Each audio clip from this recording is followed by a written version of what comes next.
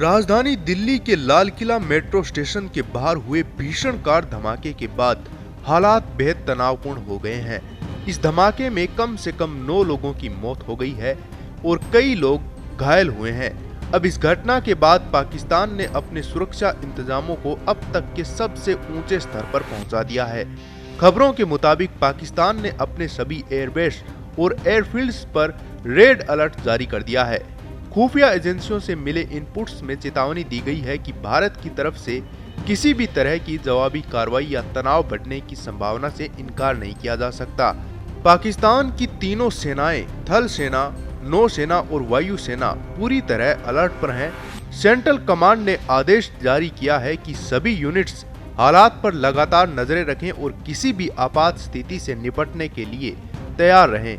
Reports के मुताबिक Pakistan air force को एयर डिफेंस सिस्टम सक्रिय रखने और अग्रिम मोर्चों पर तैनात लड़ाकू विमानों को तुरंत उड़ान भरने की स्थिति में रखने के निर्देश दिए गए हैं। यह कदम संभावित भारतीय प्री इम्पेटिव स्ट्राइक या जवाबी हमले की आशंका के चलते उठाया गया है। इसके साथ ही पाकिस्तानी वायु सेना ने अपने एयरबेस और अन्य महत्वपूर्ण सैन्य ठिकानों की सुरक्षा और भी बढ़ा दी है। सैन्य विमानों को सुरक्षित स्थानों पर शिफ्ट किया जा रहा है। रडार सिस्टम लगातार भारत पाकिस्तान सीमा के ऊपर हवाई गतिविधियों की निगरानी कर रहे हैं। इसके अलावा पाकिस्तान ने एक नोटम भी जारी किया है जो 11 नवंबर से 12 नवंबर तक प्रभावी रहेगा।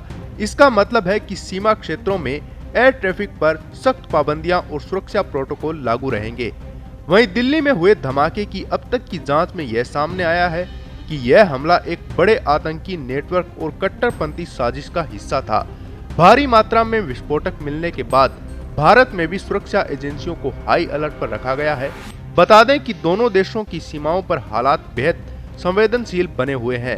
पाकिस्तान की तेज प्रतिक्रिया और भारत की सुरक्षा एजेंसियों की चौकसी इस बात का संकेत है कि आने वाले दिनों में तनाव और बढ़ सकता है।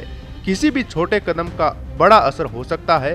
ताज़ा अपडेट्स के लिए आप जुड़े रहें पत्रिका के साथ। नमस्कार। देश दुनिया की ताज़ा खबरें और वीडियोस के लिए अभी डाउनलोड करें पत्रिका ऐप।